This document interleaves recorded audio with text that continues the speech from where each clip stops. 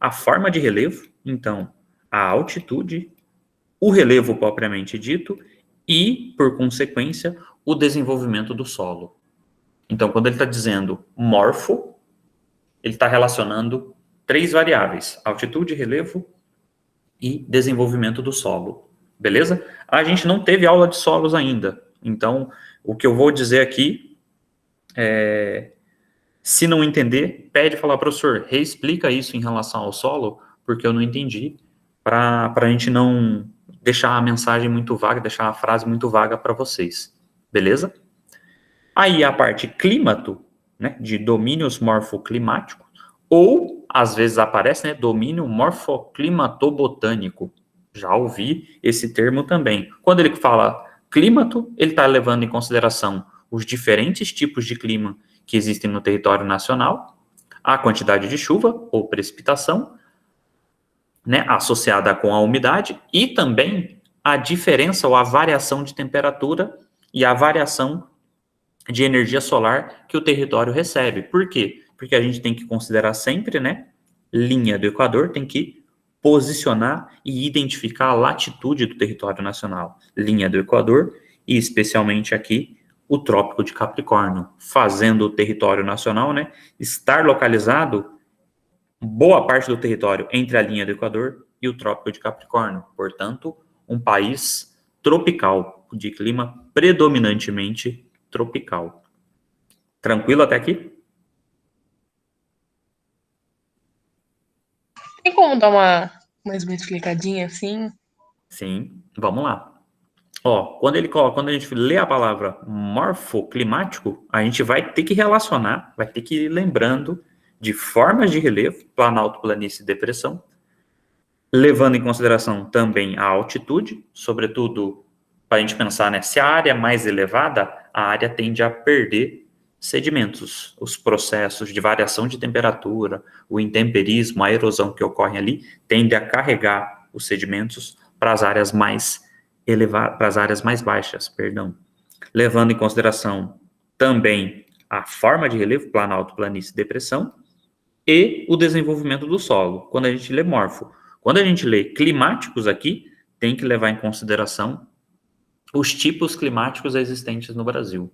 Aí vai ter que lembrar um pouquinho da nossa aula passada, mas aí a gente vai retomando quando a gente for descrever, né, cada um e identificar as principais características de cada um dos domínios, a gente retoma um pouquinho do clima. Beleza até aqui? Sim. Sim? Aí, botânico, quando ele está levando em consideração, né, a cobertura vegetal, qual é o tipo de vegetação, quais são as adaptações da vegetação, levando em consideração também relações ecológicas, levando em consideração tamanho das árvores nessa formação vegetal. Então, ele associa essas informações, informações morfológicas, informações climáticas, informações botânicas e faz uma associação disso. Professor, é muita informação que ele coleta, então. Sim, muita informação. Imagina você identificar as formas de relevo, associar com solo, associar com chuva, com clima, com diferença de temperatura e depois relacionar com a vegetação. É como se. Consegue imaginar aqui e visualizar o território nacional? Nesse mapa? Sim ou não? Tranquilo com o Brasil aqui. Sim. Não entendi o que você falou. Consegue identificar o Brasil aqui, tudo bem? Ah, sim, sim. Aí ele coloca um mapa, ele analisa o mapa de geologia do Brasil, então, estrutura geológica do Brasil. Depois ele une, vocês conseguem me ver também, ao mesmo tempo que eu estou falando aqui? Sim. Ele une, então, base geológica, ele coloca forma de relevo. Então ele une geologia com geomorfologia. Em cima disso ele coloca o mapa de hidrografia. Em cima do mapa de hidrografia, que já tem os outros 2 mapas, ele coloca o mapa de climatologia. Solos e, por fim, cobertura vegetal. Oi? Com licença, eu não sei se foi você ou o Jahan que deu aula sobre domínios naturais, mas falou um pouquinho também sobre domínios morfológicos. Ele fala aqui, ó, domínio amazônico é uma planície, é um clima equatorial e uma floresta equatorial. Uhum. Domínio do cerrado, planaltos, tropical continental e cerrado, os hotspots. É basicamente isso, né? Sim, só que a gente vai aprofundar só mais um pouquinho e ir um pouco mais de detalhe no sentido de preparar você para as questões mais complexas. Tem questões mais fáceis e questões mais complexas em relação a esses domínios. A aula de hoje é propriamente sobre o Brasil. A gente Entendi. fica de fora um pouco aqui dos demais domínios morfoclimáticos. Entendi. Beleza? Então é como se ele juntasse essas informações, esses mapas, né? Juntasse e olhasse de cima e falasse, opa, o que eu consigo fazer associação, fazer relação, o que eu consigo considerar como algo homogêneo aqui, algo diferente, portanto, daquela outra estrutura, daquela outra relação homogênea. E aí ele propõe esse mapa que vocês estão vendo aqui, coloridinho, que faz a gente identificar 1, 2, 3, 4, 5, 6 domínios, o Amazônico, Cerrado, Mares de Morro, Caatinga, Araucárias e Pradarias, e faixas de transição. Professor, o que é a faixa de transição? Já para eu entender. É a relação, o espaço que existe aqui, a relação complexa que existe entre um, dois ou mais domínios. Por exemplo, essa faixa de transição aqui, ela é bem importante. Vocês conseguem identificar aqui a caatinga, para vocês está em qual cor? Está na cor laranja escuro ou está na vermelho? Que cor é essa? Laranja. Laranja. Aqui, Pra mim é vermelho. Aí já vai dar chabu, já vai dar rolo. Mas vamos dizer que é vermelho, vermelho, laranja. Aqui vermelho alaranjado. Aqui a caatinga, tá certo? Essa faixa de transição aqui contém elementos do cerrado, da caatinga e também da floresta amazônica. Então aqui ganha uma complexidade, ganha características distintas da Amazônia, características distintas do cerrado, características distintas da caatinga, por conter partes, né, dos 3 domínios, só para a gente identificar essas faixas de transição. E aí, se você notar, né, em volta do cerrado, em volta da caatinga, em volta do domínio amazônico, do domínio de mares de morros, da araucária, da pradaria, vai existir faixas de transição. Beleza? Até aqui? Sim, então seria basicamente um sorvete napolitano. Exatamente. Cheio de informação, né? Cheio de itens aí, então, o sorvete. Beleza? Então, ele junta esses mapas, deve ter dado muito trabalho, porque a gente, na graduação da Unicamp, a gente chega a fazer algo próximo, juntando uma série de mapas e tendo que defender, caracterizar cada uma das áreas que a gente está falando, depois produzir um outro mapa, uma tabela, é uma coisa de louco.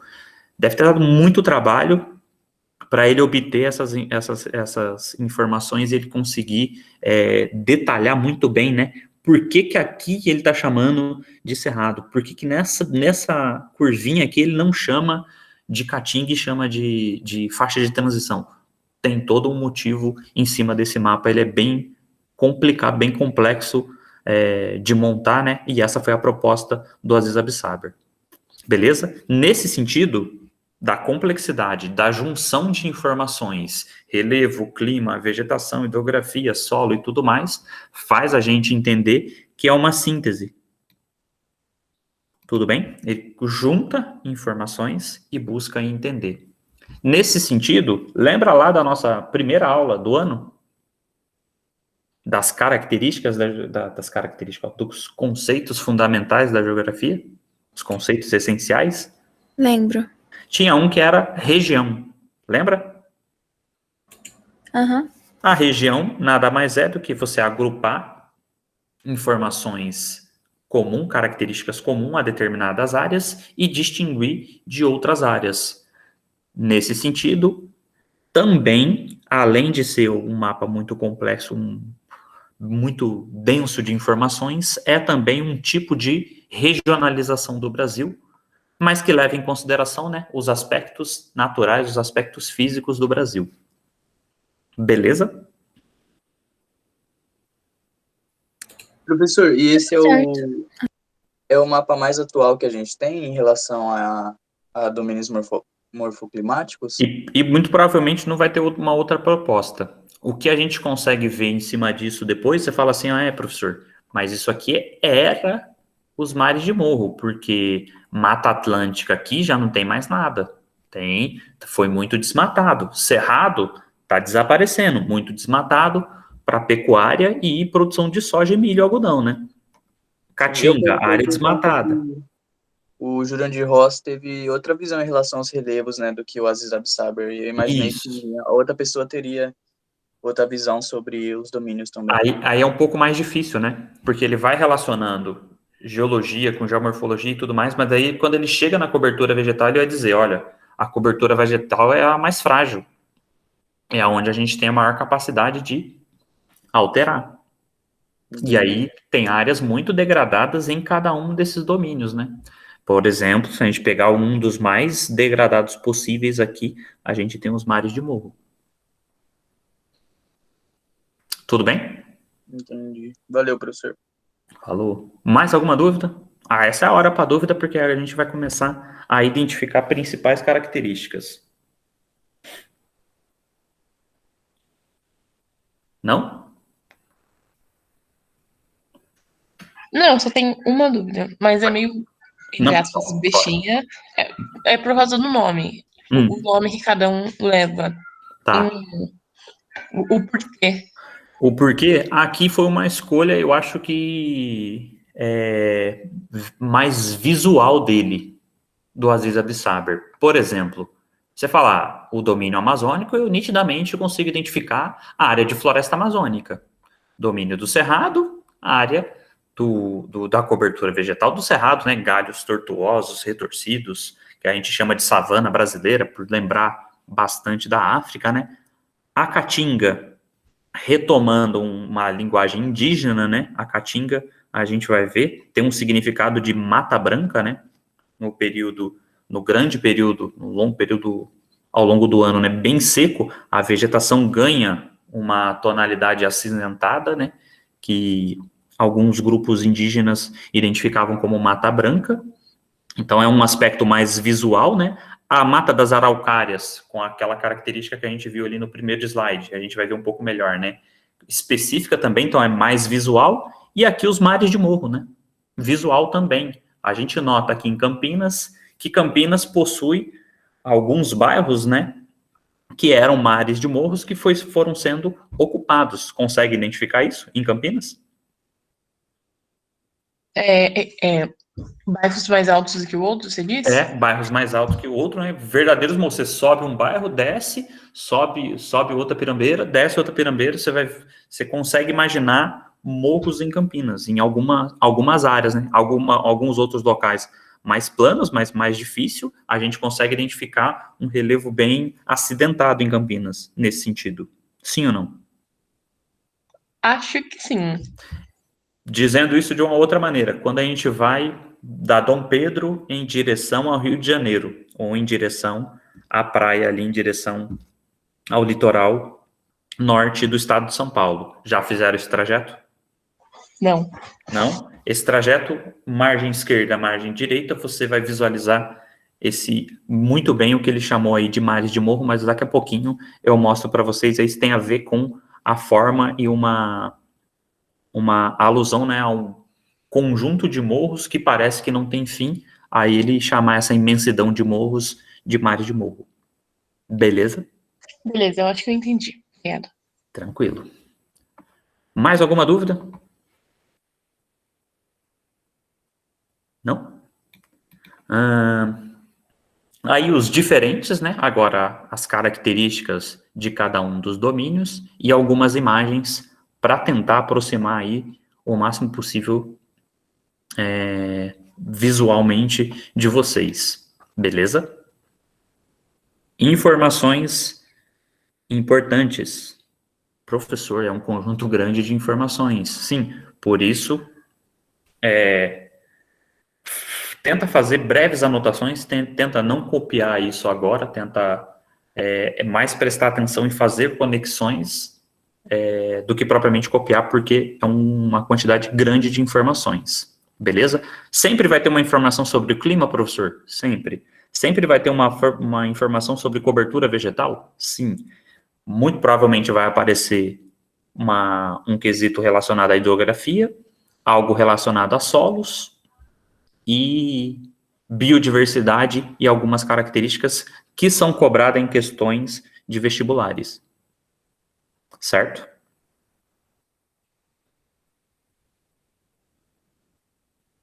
Certo, certo. Estão comigo? Então vamos lá. Quando a gente lê domínio amazônico, você automaticamente vai lembrar da floresta amazônica. Sim ou não? Sim. Automaticamente.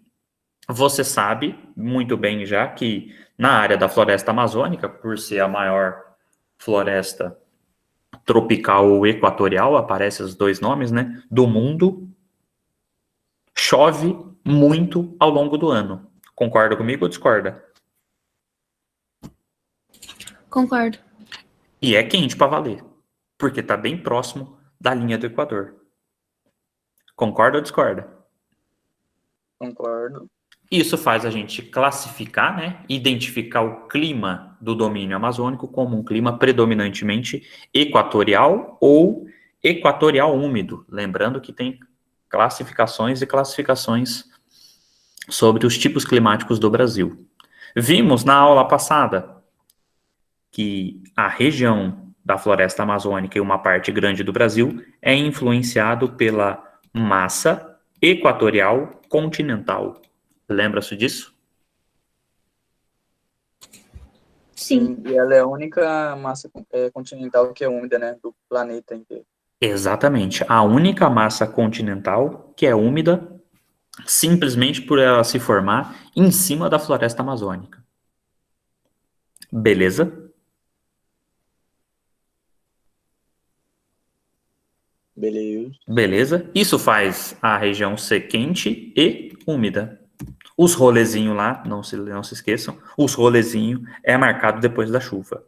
Porque tem lugar que chove praticamente todos os dias ao longo do ano. Tudo bem? Professor, parte de clima aqui tá fácil por enquanto. Tá simples essa parte de associar clima quente e úmido à região da floresta amazônica. Aí vou complicar um pouquinho. A parte complicada aqui tem um pouco a ver com biologia. Certo? Vocês já estão estudando botânica em biologia? Sim. Sim. Já viram algo do tipo dessas nomenclaturas aqui, ó? Floresta, vegetação densa e perene, folhas latifoliadas, vegetação higrófila e hidrófila, ou não? E aí, não, a gente viu as definições das plantas, que é gimnospermas, angiospermas, esses bagulhos. As pteridófitas, as malditas pteridófitas, que estão em todas as partes, né? As pteridófitas.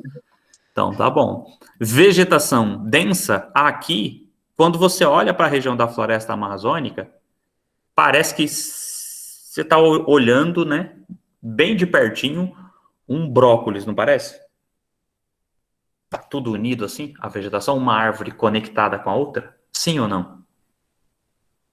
É Sim. nesse sentido aqui que eu estou chamando ela de densa. É nesse sentido que a gente vai descrever como uma floresta densa. É uma árvore muito próxima da outra que faz você olhar para a imagem e não conseguir visualizar o solo. É nesse sentido que a vegetação é densa. Quando vocês identificarem a característica vegetação densa, significa isso. Árvores muito próximas umas das outras. Professor, e quando a vegetação não é densa? A gente chama ela de espaçada. Tem bastante espaço entre uma árvore e outra. Que é o caso das araucárias, né, professor? Que são bem abertas a vegetação, né? Uma parte dela, né, mais fácil, mais nítido a gente identificar no próprio cerrado. Então, uma árvore está aqui, a outra árvore está bem distante, no caso do cerrado. Beleza? Beleza, entendi, valeu. Tranquilo? Dúvidas até aqui? Acho que não. Não? O perene aqui significa que a vegetação é verdinha, folhas verdes, o ano todo. E praticamente é uma troca considerada lenta de folhas. Então, você vê a folha verdinha presente o ano todo. Professor, por quê? Porque a vegetação, a área é quente e úmida. Faz sentido? Em áreas em que eu não tenho essa condição quente e úmida o ano todo, ou chuvas regulares, chuvas bem distribuídas ao longo do ano, eu posso ter a adaptação e uma parte das folhas pode cair no período de estiagem, no período de inverno, no período seco. Concordam comigo ou discordam? Concordo. Concorda? Tem alguém aqui que já viu pé de caqui? Não. Não? Pé de caqui perde as folhas no período seco. Fica só um pedaço de madeira lá, aparece. Falei, morreu. Não morreu, não. Tá vivo, só tá no período seco. Perde completamente sua vegetação. Na região da floresta, a gente vai dizer que não existe essa adaptação. Por isso eu tô dizendo aqui, a gente tá chamando ela de perene. Certo? Professor, por conta Oi. da vegetação ser densa, consequentemente ela é umbrófila, né? Fica tudo escuro. Exato. Tem essa característica também. Aí aqui vai fazer uma associação, né? O densa e perene, altamente essa conexão. O densa e perene com ombrófila. Entendi, valeu. Beleza? Aí aparece uma outra característica que é as folhas da região da floresta são folhas largas. O latifoliadas aí significa folhas largas. E aí o lá aqui nos ajuda. Latifoliada, folhas largas. Daqui a pouquinho eu vou mostrar uma imagem para vocês de uma dessas folhas largas da região da floresta. Por quê, professor? Porque tem locais em que as folhas são adaptadas e ocorrem de uma outra maneira. Por exemplo, aqui em Campinas é muito comum vocês visualizarem algumas árvores que têm uma folha muito pequenininha. Sim ou não? Sim. Sim. Tá com a folha bem pequenininha que suja a calçada, que é uma beleza. Suja tudo. Uma folha bem pequenininha. Assim como é possível a gente identificar, no caso da araucária, as folhas são pontiagudas. Para quem já visualizou de perto uma araucária, as folhas são pontiagudas. Você vai pegar, parece que espeta a mão. Aí é uma outra adaptação. Folhas do cerrado, de algumas árvores do cerrado, parece que ela é um pouco... a folha é grossa, não é uma folha fina, é uma outra adaptação em relação à quantidade de energia que recebe e a quantidade de água. E aí a gente vai detalhando essas características. Professor, e a relação das folhas das araucárias serem finas é porque normalmente ela é de ambientes frios, né? Aí a folha é fina para não acumular neve e não quebrar os galhos, né? Tem essa característica também. Tem essa característica também. Ela recebe uma quantidade bem específica de neve, né? Que é também um jeito dela sobreviver, né? Uhum. Mas aí vai estar mais vinculada ao que a gente chama de taiga, a vegetação de coníferas, né? Que se aproxima da mata de araucárias, a gente pode dizer que é um tipo, né? Mas aí as coníferas um pouco mais específica em áreas de neve no hemisfério norte, certo? Entendi, valeu. Aí uma outra característica, professor, você falou que é quente e úmido aqui, então do quente e úmido a gente desdobra no tipo da vegetação. Isso, do quente e úmido, chegamos nessas características aqui também. Higrófila, hidrófila. Professor, o que isso significa? Em ambiente extremamente úmido, por exemplo, rapidamente deixa eu mostrar para vocês essa imagem aqui, ó. Estão visualizando? Sim. Surge em cima do rio. A vegetação, uma parte alagada, uma parte de área inundada, uma parte de terra firme. E aqui, já que eu coloquei a imagem, né, a folha larga que a gente está querendo dizer. Aqui não está aparecendo muito na escala, né? Concorda? Mas só para você ter uma ideia, aqui é o chão, aqui é o teto. Sabe-se dizer mais ou menos quanto de altura? Eu acredito que seja maior do que eu. Tenho 1,73. Eu acredito que seja maior que eu. Professor, já vi um monte de foto de pessoas segurando essa folha, e a folha ficou bem Essa maior foi que a pessoa. a pessoa aqui do lado, né? E é pra você ter uma ideia, né? Chão, teto aqui em cima, ó. Você consegue visualizar, só pra gente ter uma dimensão. Eu vou trocar essa foto por uma foto dessa. Eu fico com medo dos direitos autorais da pessoa, porque eu ainda não fui nesse lugar. Se eu for nesse lugar, vai ter uma foto minha aí, tá certo? Beleza? Sim, Sim? Então tá bom. Voltando aqui então. Poxa, professor, então a gente do clima quente e úmido, da massa quente e úmida, a gente desdobra em adaptações da floresta equatorial. Beleza. Daqui você já vai lá para a última frase, que já vai fazer total sentido, que é grande biodiversidade. A maior biodiversidade do planeta está aqui, na região da floresta amazônica. Beleza? Professor, tem uma parte que a gente não entende ainda, que não descobriu. Sim, de planta, de vegetação, de semente, de bicho, de inseto, de peixe, de uma série de coisas a gente desconhece, por ausência de pesquisa nessa área. Tranquilo? podia repetir de novo, eu fiquei dispersa. Aqui, ó, região da floresta amazônica apresenta grande biodiversidade. Significa que quantidade de espécies de peixe, quantidade de insetos, quantidade de animais presentes na floresta é gigantesca e uma parte ainda desconhecida. Tem animal não catalogado, tem planta não catalogada, tem semente, tem peixe não catalogado por ausência de pesquisa nessa área. Tamanha é a biodiversidade da região da floresta. Tranquilo? Entendi, obrigada. De nada. Aí a gente entra em rede hidrográfica, o conjunto, né, de drenagem da região da floresta. A gente vai dizer, olha, apesar da região da floresta amazônica existir áreas baixas, áreas de planície amazônica, existem rios, predomínio de rios de planície, mas existem rios de planalto. Um pouco mais distante da Amazônia brasileira, porque não existe Amazônia só no território nacional. Aqui, por exemplo, ó, coloquei para vocês. No Brasil, a gente identifica 9 estados, mas a gente identifica também a Amazônia, floresta amazônica, fora do território nacional. Professor, é essa quantidade de países? Sim, Suriname, Guiana Francesa, tem um rolo aqui, né? Com a França dizendo temos que manter a floresta em pé, Bolívia, Venezuela, Colômbia, Peru e Equador.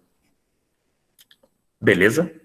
Professor, e a floresta é considerada propriedade, entre aspas, do Brasil, por conta que a maior quantidade está dentro do território brasileiro, né?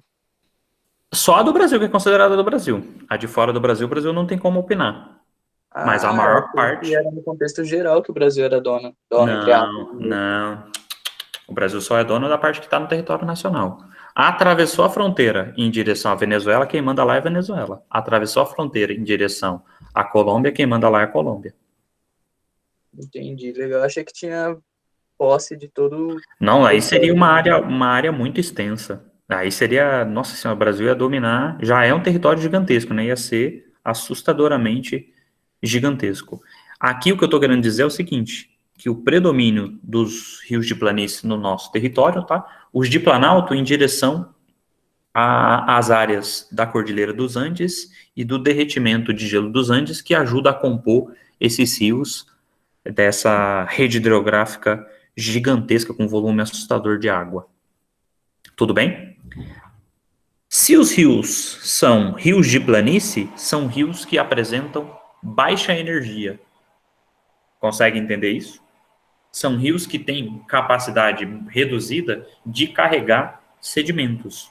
São rios favoráveis, portanto, à navegação. E boa parte das relações sociais, econômicas da região, produtivas, né, da região amazônica, ocorrem por navegação.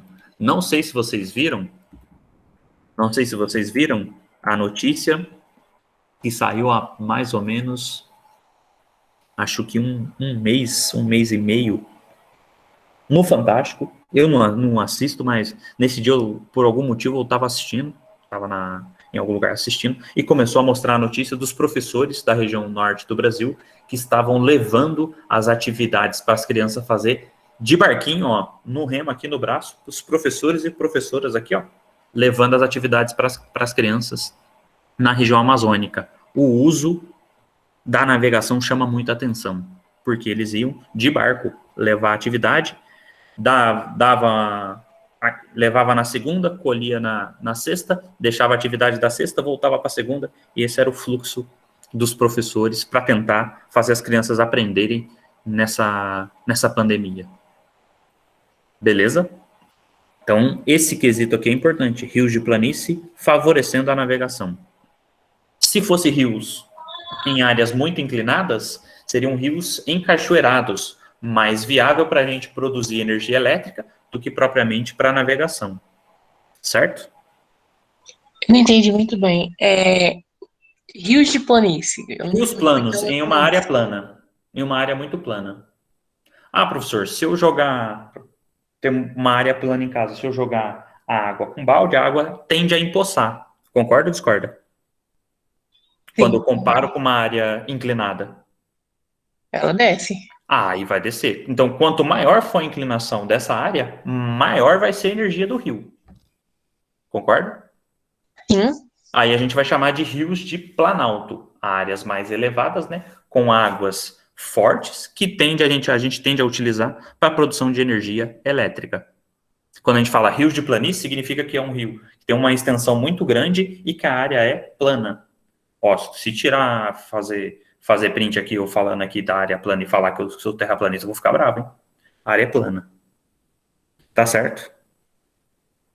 Sim, entendi. Entendeu? Dúvidas? Entendi. Não. Professor, Oi. e todo transporte, assim, da região amazônica é pelos rios, né? Porque por conta de toda a fauna que tem na floresta, não compensa passar por dentro, né? E eu já vi um monte de foto, ainda mais quando tava começando o auxílio emergencial, que já acabou, infelizmente, essa bosta. Mas é que tinha um negócio da caixa Um barquinho, né? num barco enorme, Exato. O SUS chega pelo barco. Você passa no médico, vai no dentista, paga a conta no barco. Tira dinheiro no barco e volta para sua casa. Para sua área ali. É nesse quesito. Tem uma importância gigantesca a navegação lá. E existe também, né? Mas aí tem mais a ver com o exército, tem áreas que você chega com helicópteros e aviões. Aí algo mais específico, algo mais vinculado a controle de fronteiras. Mas o predomínio é navegação. Fala, professor, vou lá para Manaus, conhecer na navegação. Vai de barquinho. Vai para outras áreas de barco.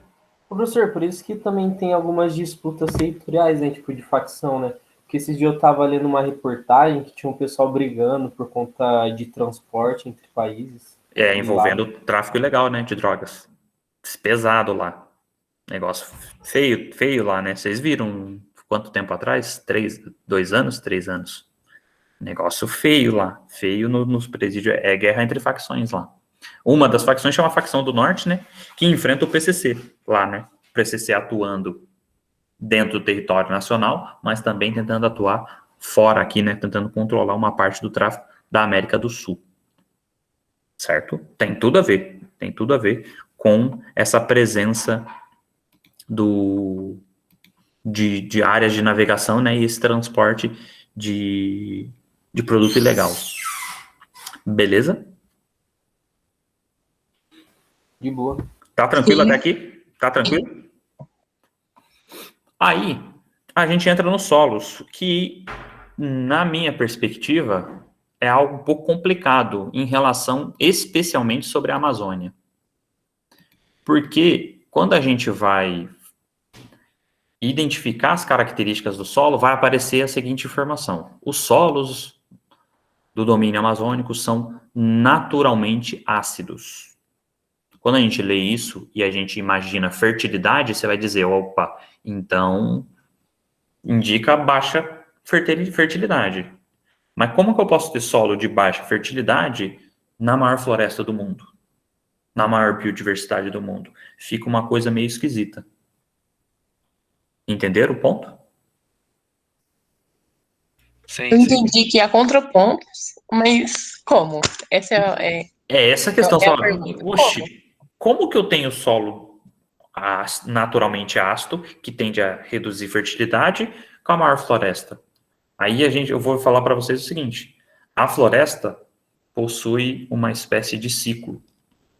Então, a própria vegetação, quando entra em decomposição, imaginando uma floresta, você vai ter que abstrair, imaginar uma floresta assustadoramente gigantesca, e a decomposição das próprias folhas ao longo do tempo, ao longo de milhões e milhões de anos, faz a gente ter uma camada do que a gente chama de humus, a camada de matéria orgânica do solo, ou a camada serrapilheira, relativamente extensa. Então, quando a gente imagina o camada de humus, geralmente é uma camada muito fina do solo, a camada de matéria orgânica mais superficial possível do solo. Na região da floresta amazônica, ela é profunda, ela é bem mais profunda do que em outros locais. Isso ajuda a gente a entender a fertilidade que faz a floresta ficar em pé, que faz ser a floresta em área, né, em biodiversidade, a maior do mundo. Tudo bem? Eu não entendi muito bem. Imagina que as folhas largas demoram um tempo, né, para ela se desenvolver e cair, mas a acumulação das próprias folhas da floresta ajuda a criar a fertilidade da floresta. Agora eu entendi. Tudo bem? É nesse quesito. E aí a gente tem que defender a permanência da floresta em pé.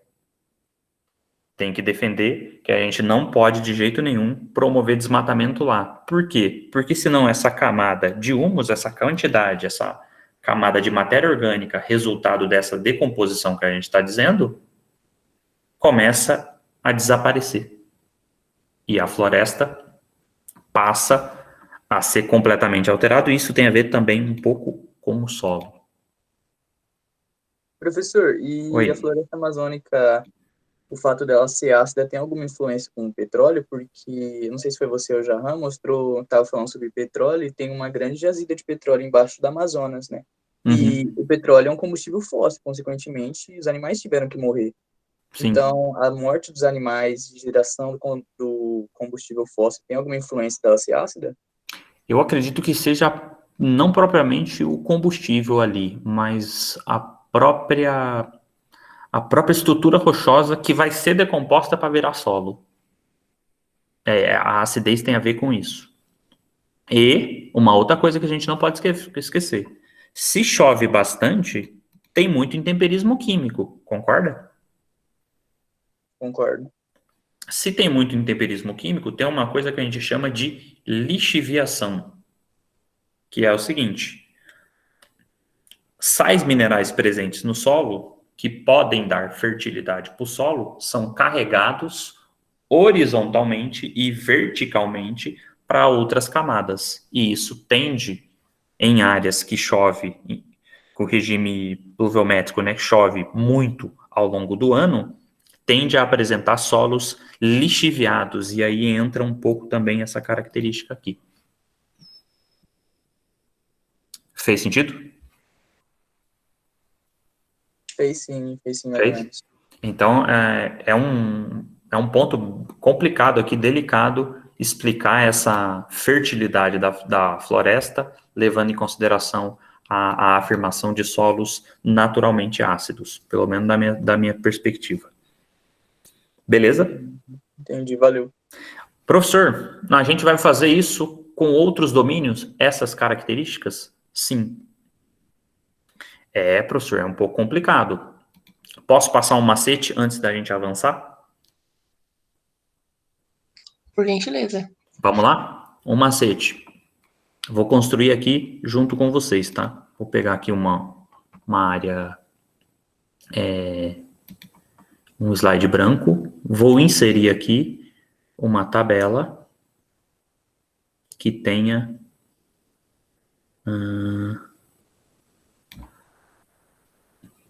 Todo mundo identificou aqui? Sim. E aí vou escrever o seguinte, ó.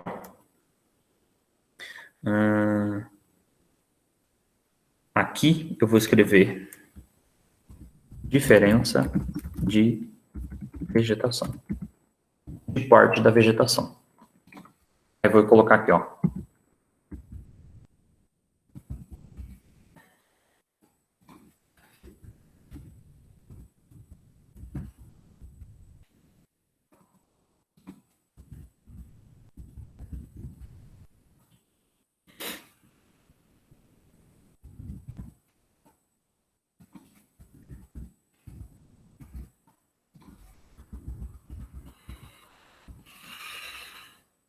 Tudo bem? Sim. Tranquilo até aqui? Professor, o que é essa diferença de vegetação que você está querendo dizer aqui? Que eu vou até destacar. Vou dizer para vocês o seguinte. Amazônia, Mata Atlântica aqui, que é a cobertura vegetal do domínio dos mares de morros, e a araucária são árvores predominantemente altas. Concorda comigo? Uhum. O que você está querendo dizer com árvore alta? A árvore que o predomínio da altura dela é acima de 20 metros. A gente chama isso de extrato arbóreo. Vegetação arbórea ou extrato arbóreo. Tudo bem? Árvores altas.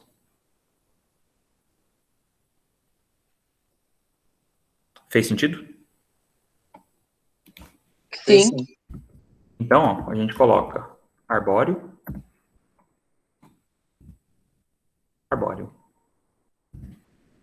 Professor, e o cerrado, caatinga e pradaria? A gente vai chamar de arbustivo e herbáceo.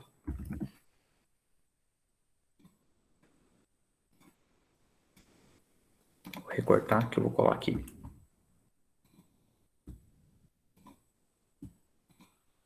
Tudo bem, tá aqui? Ah, professor, você está dividindo, então, por diferença da altura da vegetação. Sim, já é um caminho interessante de divisão quando a gente juntar essas informações em questões. Fez sentido ou não fez sentido? Sim, mas tem como dar uma reafirmada só para pegar? Calma. Então, para a gente pegar para valer, a gente vai ter que rever os outros, mas aqui é só um caminho, tá? Então, Mata Atlântica, Amazônia e Araucária, árvores altas. Cerrado, Caatinga e Pradaria, árvores... o Cerrado ainda tem um pouco de árvores altas, não superam muito os 20 metros, mas a gente vai chamar de arbustivo, predominantemente abaixo de 20 metros, e herbáceo, vegetação rasteira, vegetação de gramíneas. Aí, Entendi agora, entendi. tudo bem? Aí as demais características a gente vai associando. Professor, você quer que a gente constrói tipo uma tabela? Isso. E aí você vai ajustando essa tabela com as informações aqui, um caminho possível para você organizar essa tabela. O caminho que eu trilhei aqui, que eu escolhi, né? Extrato arbóreo, extrato arbustivo e herbáceo. Tudo bem? Só um caminho, por enquanto. Sim, sim. Voltando aqui pro domínio amazônico. Uma especificidade. Só vai ter no domínio amazônico. Ele é subdividido em 3 tipos de matas. Você tem áreas que a gente chama de mata de terra firme, que é a maior parte da floresta. É a área que tem sofrido desmatamento elevadíssimo, é a área que a gente precisa proteger bastante. Professor, por que mata de terra firme? Significa que nas cheias dos rios, essa área não é inundada. A área inundada, você comumente lembra da área de várzea. Lembra de futebol de várzea? Do termo? Não. Da nomenclatura? Não? Futebol de várzea, comum, sobretudo na cidade de São Paulo, quando alguns clubes, Corinthians está dentro, Palmeiras está dentro, né, desses clubes, que instalavam e buscavam jogadores que jogavam em áreas de várzea, em áreas próxima aos rios principais de São Paulo, que possivelmente no período de cheia o rio inundava e estendia a sua área, a sua área de água corrente. A gente chama essa área de várzea, área de inundação de um determinado rio. Professor, por isso que em São Paulo tem tanto problema, porque a gente pegou um rio que tinha um determinado caminho e a gente tornou ele retilíneo, a gente fez uma obra e tornou ele reto. Isso, no período de cheia, chove numa quantidade significativa que essa área reta não comporta, o rio extremamente sujo, né, vaza para ambos lados das vias e gera um belo de um transtorno numa área já transtornada por trânsito que é São Paulo. Pegou? Acho que sim. Sim. Aí tem uma área, então, área que pode inundar, área terra firme e área permanentemente alagada. A gente chama essa área de mata de Igapó. Beleza? Sim. E aí tem uma representação aqui para vocês, que relaciona, né, relevo, então, Planalto das Guianas aqui, Planalto Norte Amazônico, Rio Amazonas, então aqui a gente tem uma área de planície, área de depressão marginal sul-amazônica e Planalto. Tem um corte aqui, uma representação, tentando mostrar onde localiza-se essa mata de terra firme, mata de várzea e mata de Igapó. Beleza? Essa imagem aqui é muito difícil de aparecer. As nomenclaturas aqui aparecem bem mais. Foi?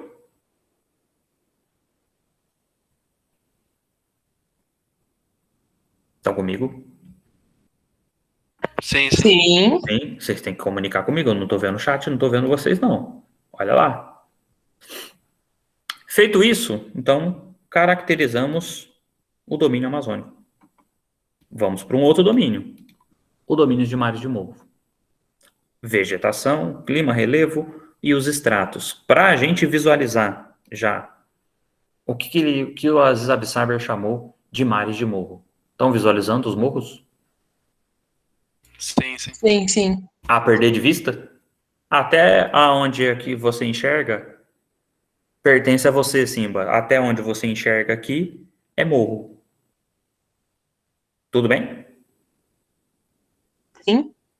Mares de morros. Aqui tem uma especificidade, depois a gente pode comentar ela se a gente tiver tempo ou em uma aula futura, porque a gente vai continuar com esse tema, porque é muito cobrado, que é o que uma araucária está fazendo nos mares de morro, professor. A araucária aqui, ó. Estrutura dela, as folhazinhas pontiagudas, se você pegar, espeta um pouquinho. O que uma araucária está fazendo aqui? Mais para frente a gente aponta e caracteriza isso. Tranquilo? Sim. Domínios dos mares de morro. Você olha para os mares de morro e associa diretamente com Mata Atlântica. Professor, então, lá naquela tabela da divisão em extrato arbóreo, mares de morro vai estar como extrato arbóreo porque eu tenho a Mata Atlântica. Exatamente isso.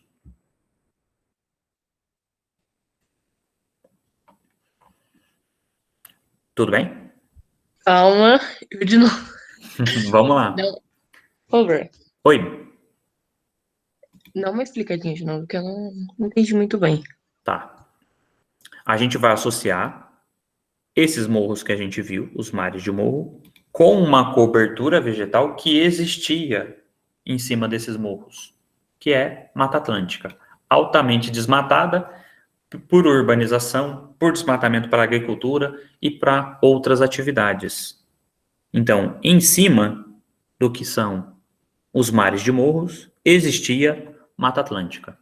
Professor, agora a gente vai ver Mata Atlântica em locais específicos. Sim, em locais protegidos, em locais específicos, que sobreviveu boa parte desses locais, né? Porque está numa área muito elevada, a gente decidiu não ocupar essas áreas elevadas. Essa quantidade de Mata Atlântica que está aqui, ela é variável, tem pesquisas mais otimistas, vão dizer, olha, não é 5% não, é 7%. Tem pesquisas mais pessimistas, vai dizer, olha, não é 5 não, é 3 só que resta de Mata Atlântica, 3% do que existia. Beleza? Sim, entendi. Tranquilo? Então a Mata Atlântica é um hotspot, professor? É um hotspot, é uma área altamente que corre risco de devastação, altamente devastada, opa, até me enrolei aqui, que corre risco, né, de uma biodiversidade gigantesca desaparecer. Basta você lembrar do mico-leão-dourado, não é? Já viram a nota que tem um mico-leão-dourado? Aham. Sim, sim. Sim, é a Mata Atlântica.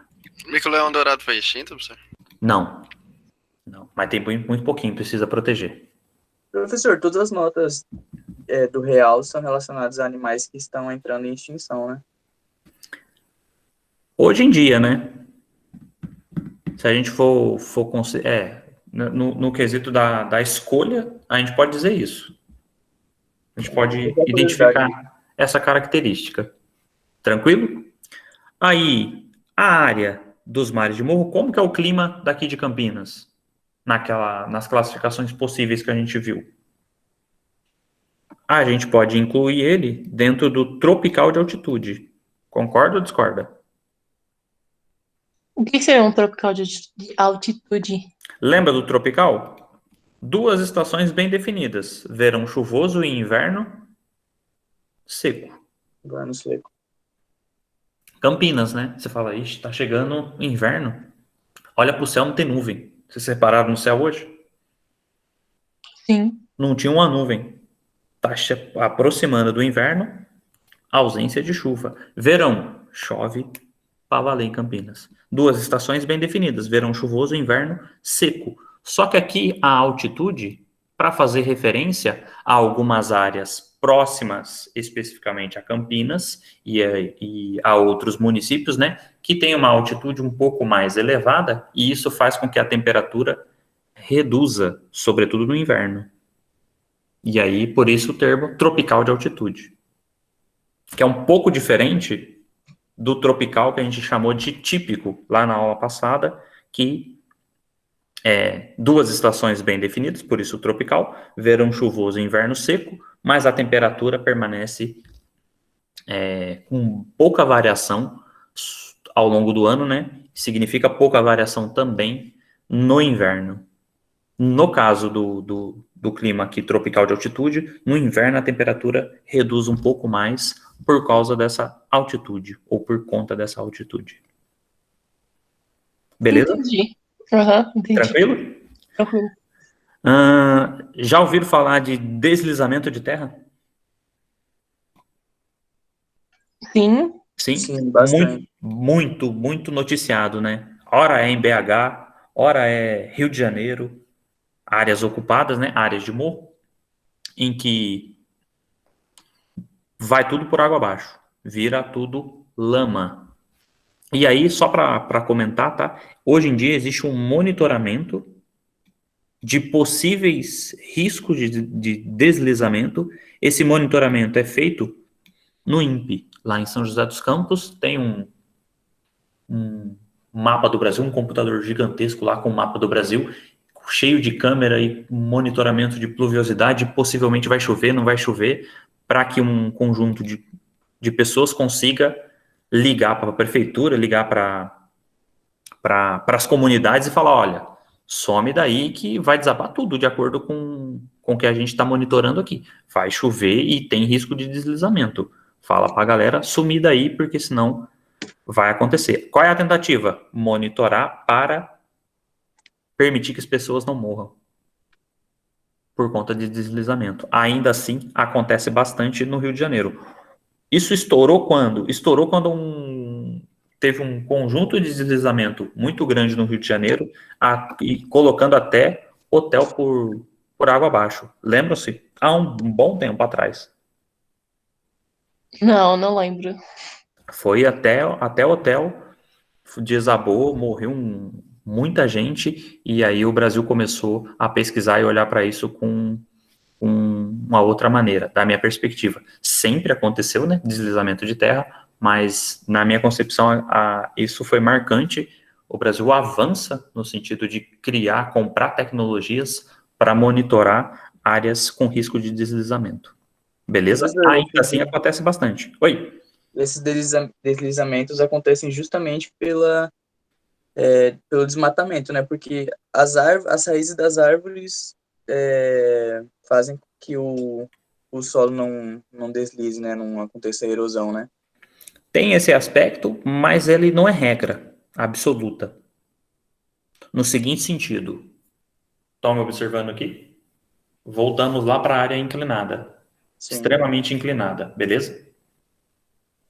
Você concorda que se a área está muito inclinada, eu comparando com uma área plana, a área muito inclinada, o escoamento superficial da água, a velocidade da água aqui, vai permitir maior escoamento e menos infiltração de água no solo do que numa área plana? Sim. Tudo bem? Dos motivos que faz a gente entender o deslizamento aqui em área muito, muito, muito inclinada, o solo tem pouquíssima profundidade. Beleza? Como assim? Não entendi. Se você cavar o solo, cavou um pouquinho, você vai bater na pedra. Significa que o processo de decomposição para transformar os minerais presentes nas rochas em solo acontece menos por conta da declividade. Então, uma área mais plana, eu tendo a encontrar e identificar solos muito profundos, porque a água infiltra bastante. Na área muito inclinada, a água não infiltra, a água corre para baixo, vai embora. Ah, tá, entendi. Fez sentido? Então, solo, Sim. área muito inclinada, solo raso, área plana, solo profundo. Isso faz com que o solo, a gente diz que ele tende a parecer uma espécie de, para fazer associação aqui, tá? Esponja. No sentido de que ele satura. Já molhou a esponja na hora de lavar a louça, deixou ela lotada de água? Sim, Ela não fica um pouco mais pesada? sim. Imagina isso numa área de pirambeira. Isso vai descer. É basicamente uma esponja nova que absorve pouco e uma esponja um pouco mais velha. Quer dizer isso? Em uma área inclinada, é como se acontecesse essa esponja lotada de água, deslizasse em cima da rocha. E geralmente, quando acontece o deslizamento, a rocha fica exposta. O solo que existia ali foi embora. E aí vai árvore, vai tudo. Então, as raízes do solo e a permanência da cobertura vegetal é extremamente importante, mas o deslizamento também é natural. Respondendo à pergunta do rapaz que me fez aí, que eu não consegui identificar pela voz. Tranquilo? Sim. Dúvidas? Não. Não? Tá, beleza por enquanto? Ok. Então tá bom. Extrato arbóreo. Árvores que podem chegar a 40 metros de altura. Aqui alguns exemplos, né? Temos também extrato arbustivo. O predomínio aqui, o mais importante é o arbóreo. O arbustivo aqui, só para a gente lembrar, das orquídeas, samambaias, bromélias, né? Que tem um pouco a ver com teoria dos refúgios florestais, mas aí a gente comenta em uma outra aula. Isso aqui que é mais curiosidade do que propriamente informação precisa dos vestibulares. Beleza?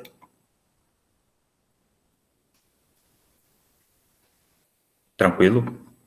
Estão aí? Estão me ouvindo? Sim. Sim? Essa área aqui também podemos comentar em um outro momento. Vamos acelerar só mais um pouquinho, senão não vai dar muito tempo para a gente fazer exercícios. Percebam o que eu fiz? Na ordem aqui, eu comecei por amazônico, árvores altas, depois fui por uma área de morro, árvores altas, agora estou indo para araucária, árvores altas. Tudo bem? Tudo. Domínio das araucárias é esse tipo de vegetação aqui, esse tipo de árvore, com os galhos, né, mirando para o céu aqui, a gente poderia dizer assim, né, na descrição. Também recebe o nome, aí é complicado, porque também recebe esse outro nome, chamado de Mata dos Pinhais. Vocês já comeram pinhão na festa junina? Sim, sim. Saudade, Nunca. saudade da festa junina, né, minha filha? Não é? Saudade da festa junina. Pinhão, araucária. Tá conectado.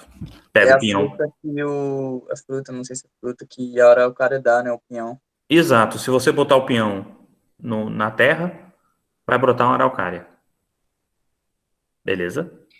É uma semente que se É uma come? semente. Como que é? Você cozinha, nunca comeu, meu Deus, não acredito. Você cozinha, abre e come. Não, nunca Meu Deus, comi. pinhão Não, é tudo. não, Pinhão nunca comi. é bom demais, vale a O que por pena. dentro é branco, não é? É branco acinzentado ali, né? Tem gente, os mais antigos, come com leite. Joga o pinhão lá no meio do leite e broca. Come tudo. Não, credo. Sustento. Tudo bem? Vegetação. Aqui também pode ser considerado um hotspot, como vocês falaram aqui. Muito, extremamente devastado, né? Aqui, ó. Sumiu, desmatou, né? Exploração de madeira para diversos fins, né? E aqui o interessante é você localizar a araucária. Localizar ela, olha, ó, clima subtropical, abaixo do trópico de Capricórnio, influenciado pela massa polar atlântica. Portanto, ela é fria e úmida. Lembram-se disso?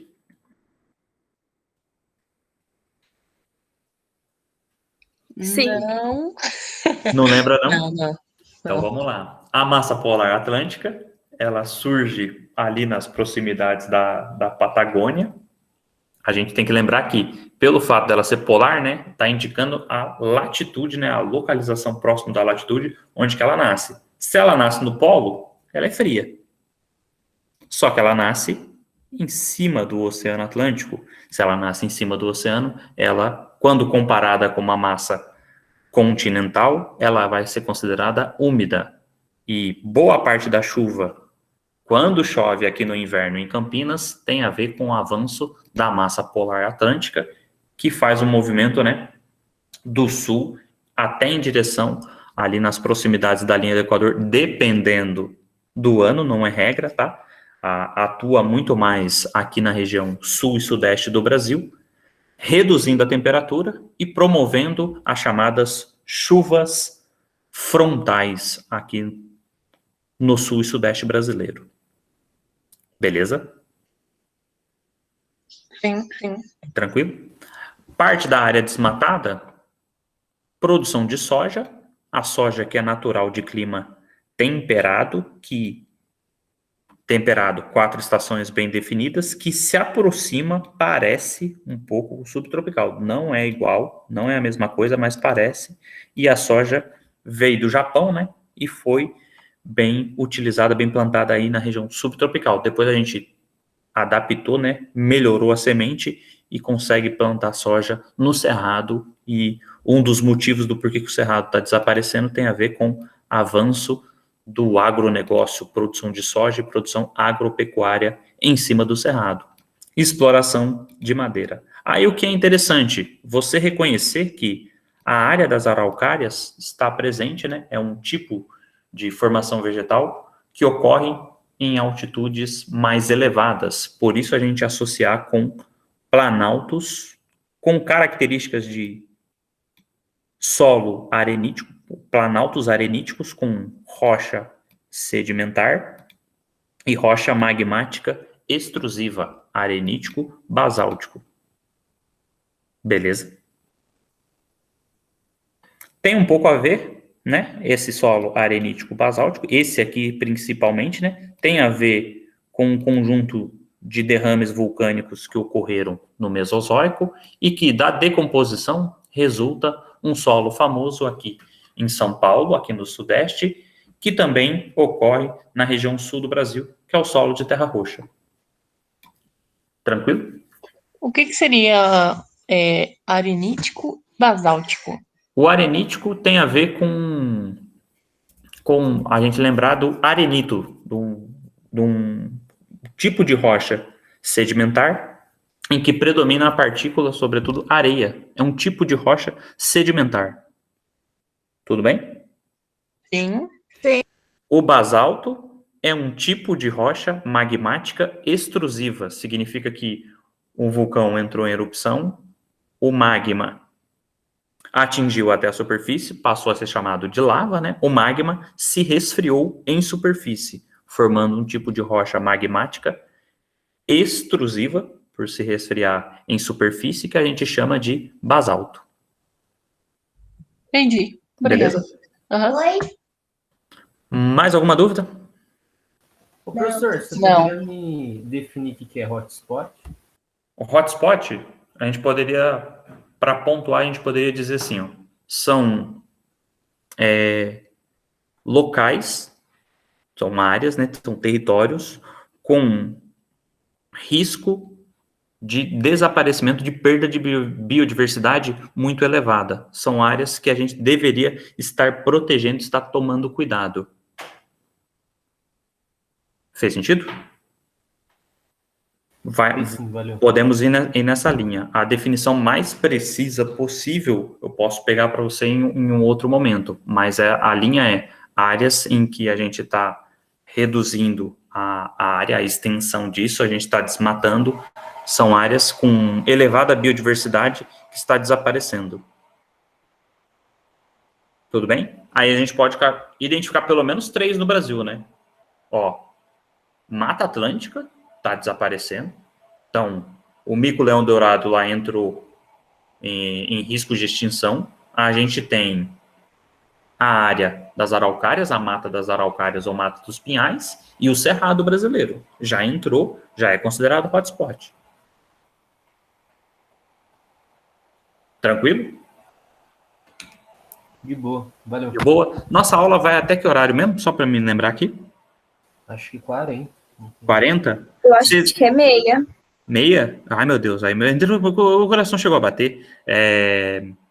O que vocês acham da gente dar uma pausa aqui? A gente viu os domínios de árvores altas, né? As características. Tentar resolver alguns exercícios, até onde a gente conseguir dos domínios que a gente viu, e a gente continua em uma próxima aula. Por mim, pode ser. Pode ser? também. Então, vou pausar aqui. Vou anotar aqui, ó. Vou anotar aqui.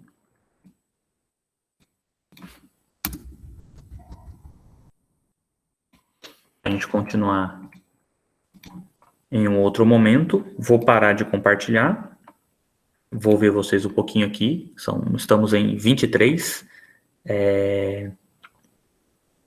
E aí vou compartilhar uma apresentação, um PowerPoint aqui.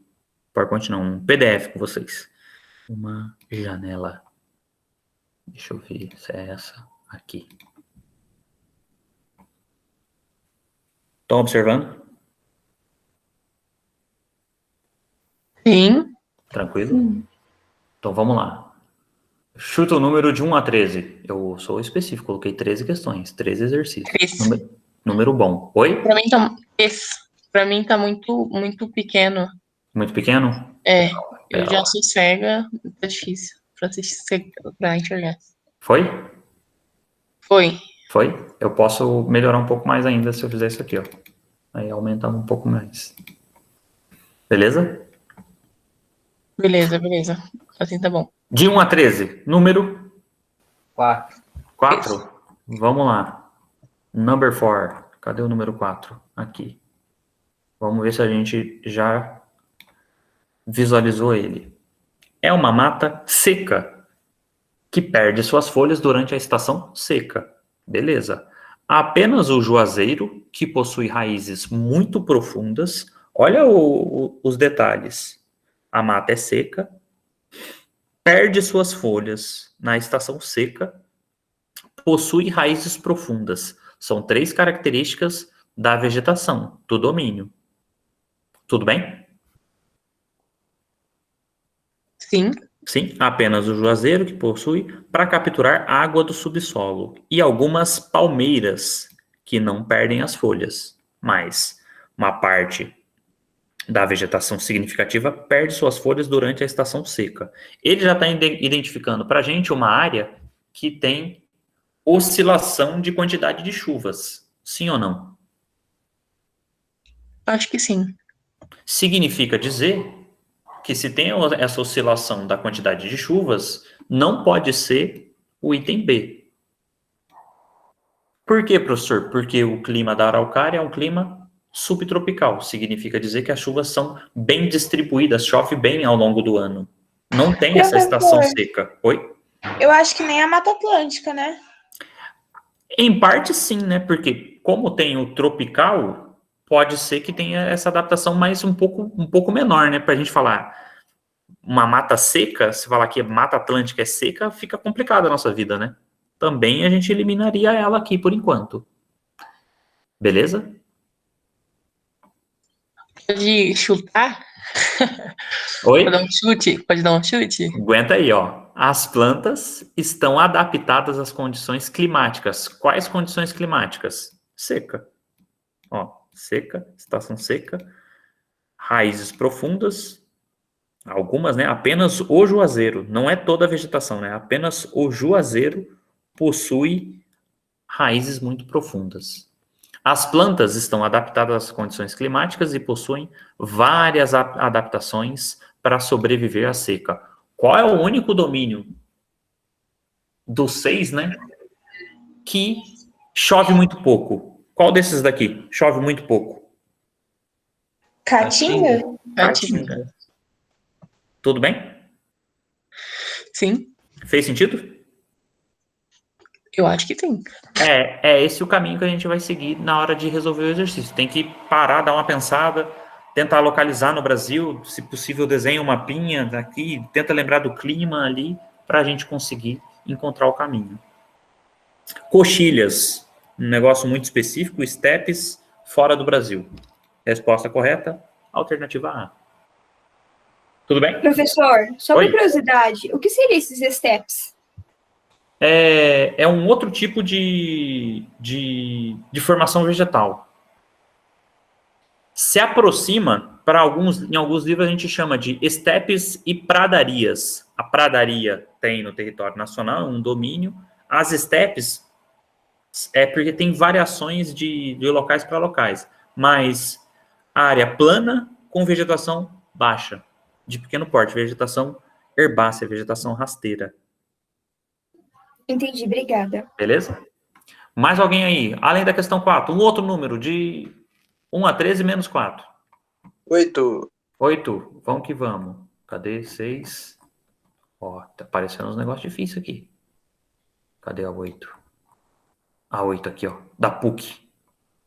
No globo terrestre, há um elevado número de combinações entre relevo, clima e vegetação, que produzem domínios morfoclimáticos diferenciados, muitos dos quais existentes no Brasil. Observe o mapa abaixo, domínios morfoclimáticos. Então tem que ter um mapa aqui. Opa! Agora vai ter que resgatar lá no fundo do coração. Vamos localizar primeiro? Antes de localizar o X aqui, tá? Vamos localizar os outros para tentar encontrar o X. Parecendo prova de matemática. Estão comigo? Estão visualizando? Aqui? Sim, sim. Sim. Aqui é o que mesmo? Mata Atlântica. Amazônico. Não, Aqui é amazônico. O Mata Isso. Atlântica tá aqui, ó. Isso. É esse outro aqui, Eu ó. ia falar Mar de Morro. Então, Mar de Morro, né? Mata Atlântica você tem que associar com o Mar de Morro. Porque aí ó, a Mata Atlântica vai ser a cobertura vegetal do domínio do Mar de Morro. Essa área aqui, ó, do Nordeste, Caatinga. Caatinga, beleza? Essa área aqui do Centro-Oeste, do meio do Brasil. Araucária. Não. Cerrado. Aqui, Cerrado. Cerrado. Beleza? Araucária é esse aqui, ó. E esse aqui, pradaria. E o branco aqui, entre um domínio e outro, são as faixas de transição. Ô, professor, esse pradaria aí que o senhor disse, pode falar que é steppe também? Que você falou que É semelhante, não é exatamente step. A gente chama de pradaria mesmo. Mas o que seria pradaria? Calma, que a gente vai chegar. São cenas dos próximos capítulos. Ah, tá, entendi. Tá bem? Beleza? Assinale a alternativa que caracteriza corretamente o domínio destacado com a letra X. Então, ele está te perguntando. Ele vai colocar uma série de informações aqui sobre a Mata das Araucárias. Então, vamos lá. A presença de planícies e depressões caracteriza esse domínio. Posso fazer essa afirmação? Não, Não sei. araucárias tem planaltos. Tem que ser em área mais elevada, portanto, tem que ser em planalto. Esse pedaço aqui dessa afirmativa está incorreto. Eita, professor, vou ter que lembrar? Aqui vai ter que lembrar, não tem jeito. Esse domínio apresenta clima subtropical. Verdadeiro ou falso? Verdadeiro. A vegetação é campestre, vegetação pequena, de campo, baixa, de Não, baixo? Não. é alta. É alta. Então aqui você anularia. Arbórea, Você- né? Ela é arbórea. Aqui você anularia. Risca o item A. Tudo bem? O que você pode guardar no seu coração? Pode guardar aqui, ó, o subtropical. Isso aqui é verdadeiro. O restante, opa, cortei. Cortei. B. O domínio das coxilhas. Então ele está chamando a Mata das Araucárias de coxilhas. Se estende por uma grande extensão. Ali, o relevo apresenta suaves ondulações. A vegetação é marcada por pradarias. Ali é pradaria? O X? Não. Não. Corta B. C. O domínio apresenta diversos planaltos. Aí já está ficando interessante. O domínio apresenta diversos planaltos. Clima subtropical e formação vegetal de araucárias, largamente utilizada durante o século 19. por imigrantes que faziam suas casas e móveis com essa madeira. Tá interessante por enquanto. Posso anular ela? Não. Não, é ela, né? Não. Da característica, não tem jeito de anular ela. Deixa ela aí por enquanto. Vamos ler as demais para a gente ter certeza, né? As feições do domínio são diferentes. O relevo é pouco ondulado no leste e mais movimentado. O que será que é um relevo mais movimentado no oeste? Sua singularidade é dada pelo clima subtropical e a vegetação herbácea de pequeno porte. Herbácea? Não. Não. Aqui tem que ser vegetação arbórea. Beleza? E planaltos e depressões ocupam o espaço do domínio, que apresenta clima tropical de altitude. A araucária é clima tropical de altitude? É subtropical. É subtropical. Então, já vou ter que eliminar aí. E conta com uma vegetação heterogênea. Se você for observar, uma árvore da araucária não é igualzinha a outra? Sim. Sim ou não? Você planta Homogênea. o pinhão, vai nascer araucária. Planta o Sim. pinhão, vai nascer araucária.